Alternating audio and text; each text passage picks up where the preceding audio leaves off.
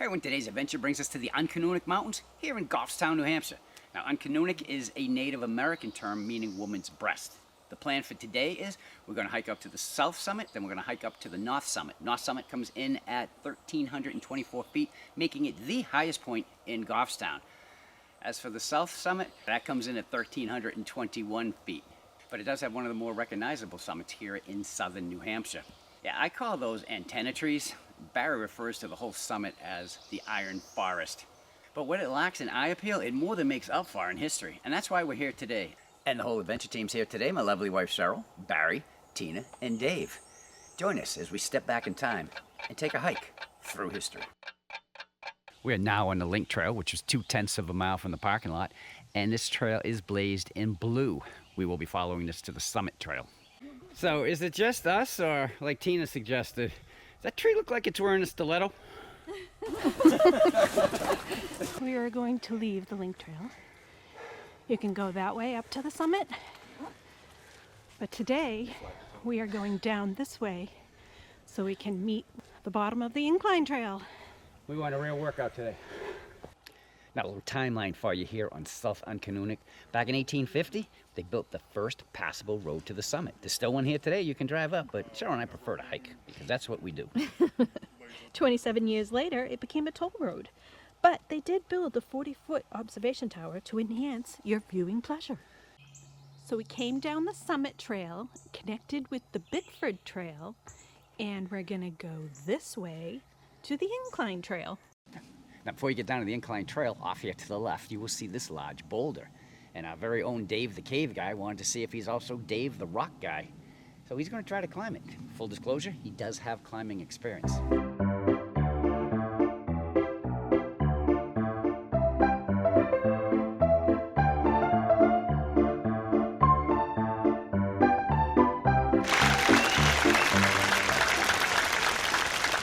Now, besides hiking or taking the road up to the summit, the most popular way came about in 1907, when the Incline Railway opened to the public for the first time. And the bed that those tracks are laid on is now the Incline Trail, which is the shortest, most direct way to the summit. It's about 0.6 of a mile long, with 650 feet of elevation gain, and depending where you get your research from, a grade of 25 to 35%. And all that really means is, it's steep. Yes, it is. And this is our third time doing it.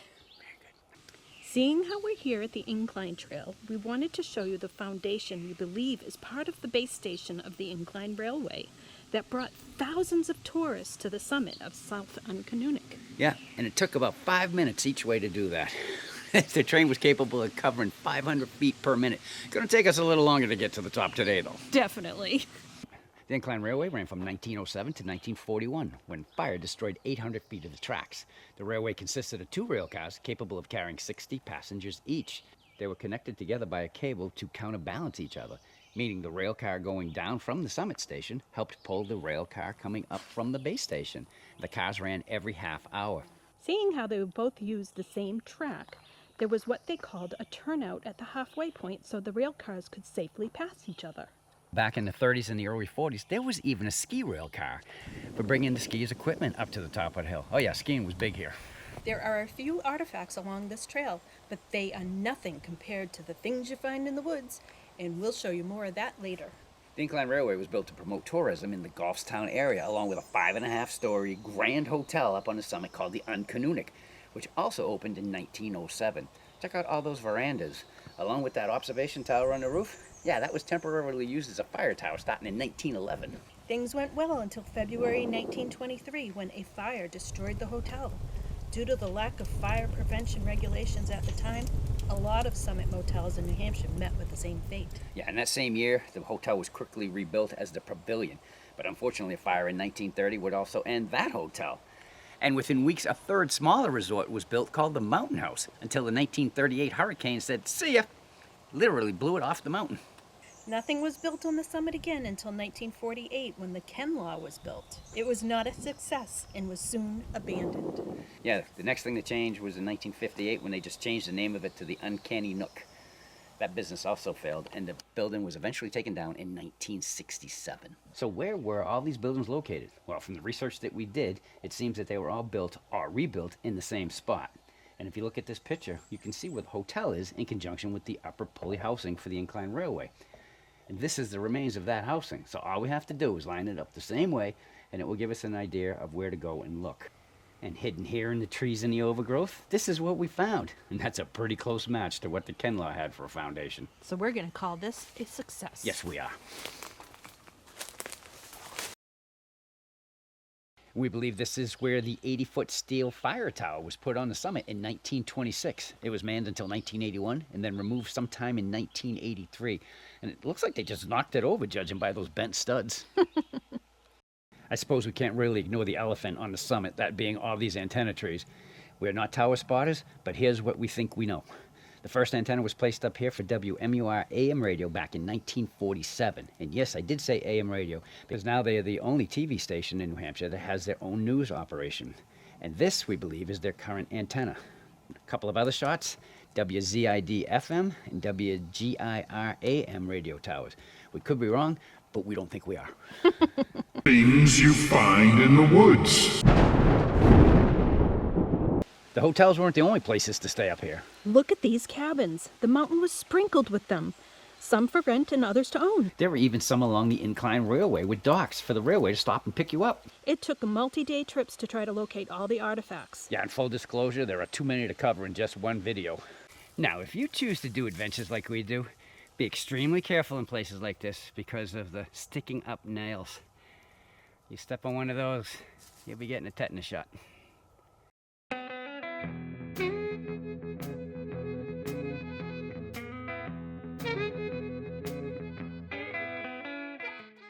So Tanner, is it savable? I mean, you know, it just needs a few little extra seals. I think it's good. But the fridge is taken apart. We might need a new fridge, Chuck.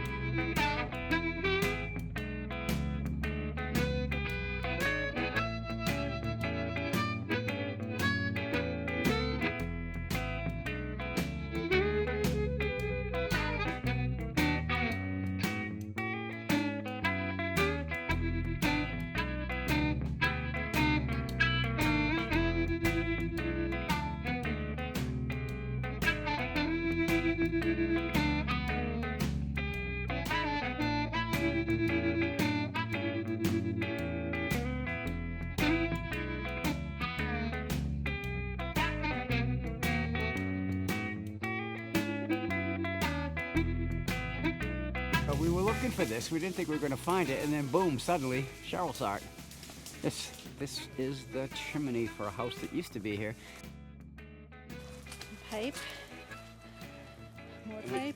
And we know that that pipe comes straight from the bathroom because, well, there's the toilet. It's the potty. Ooh,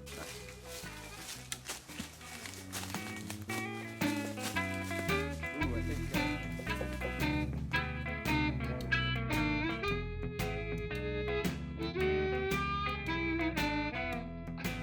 Check out our lunchtime views. and our next destination.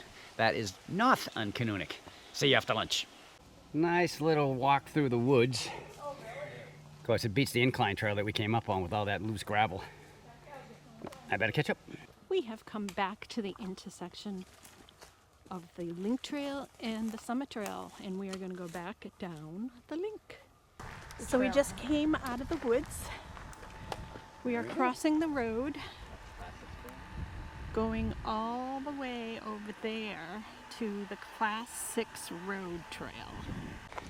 Dave's got himself a little busy, so we're trying to get the hell out of here. We're trying to catch a ride. We'll let him fend for himself. Oh, wait, no, I'm double. Oh, I didn't see you coming here. We're up to where the red trail veers off of the Class 6 road trail. We won't be taking that. We did that 10 years ago, and well, according to that video, I said it was steep, so we're not doing that today. We have reached the blue trail, which is supposedly a lot easier, according to me, from 10 years ago than the red trail. So we'll be headed up this way to the summit. Check out this trail, it looks so cool. I don't know if the camera's picking it up, but it's pretty. Looks like a riverbed to me. Still working our way up the blue trail. According to the GPS, we were about 0.14 from the summit, so we're almost there. We have been contributing as we go along. Barry's putting on one now, and Barry, it's falling quick. Major look. All right, so that's where we were with all its history, and now we are on North Uncanoonuc. But there's history here too. They used to ski here back in the 30s and the 40s. They just didn't have a train to bring them up. But back in 1962, this mountain was actually authorized to become a $500,000 ski area by the Department of Resources and Economic Development Advisory Commission. By 1963, all the trails were cut, an access road was cut, a chairlift was ordered, and snowmaking equipment was ordered. But it never happened. Goffstown did stop it from happening due to environmental issues. So all that equipment went over to its new home, McIntyre Ski Area in Manchester. And there is a very nice memorial bench up here for John Daniel Buttrick. We are on the White Dot Trail. This tree is not long for this world. But look at that sky. It's beautiful. After going down all those rocks, we're down into some nice forest floors. Much easier to walk on. So this is the reason why we took the White Dot Trail, because there's a little cave here. Oh, it's bigger than I thought it was going to be. They sealed off the overhang with rock. Looks like they've been there for a long time though. Look at that. How cool. Yeah, it's a tricky trail coming. It's bigger than I thought it was. Oh yes, definitely. Pretty cool. To give you an idea. Yeah. Let's send the old guy in. Yeah. Definitely bigger than the last one we were in. Bear! What? Ha, no good one. I didn't even see that one coming. Uh-oh. All right, everyone. Thank you for traveling through time with us today. We hope you enjoyed the history that we showed you on the South and North Uncanoonuc Mountains. And welcome to the cave. But we're going to do the closing here. So if you like what you saw, I would appreciate that thumbs up, as always. Want to follow along with everything we do here on the We Are Mud Fun channel? Dave, where would they do that? Click that subscribe button right down there, and make sure to ring the bell to be notified of future videos. And if they had any questions or comments, where would they be buried? Right down below the cave. Or you could just say hi. Right, Tina? Because we'll say hi back. Are you okay, hon? Yeah, I'm okay. We always will. So until our next adventure, the end. Bye. By the way, I'm Chuck.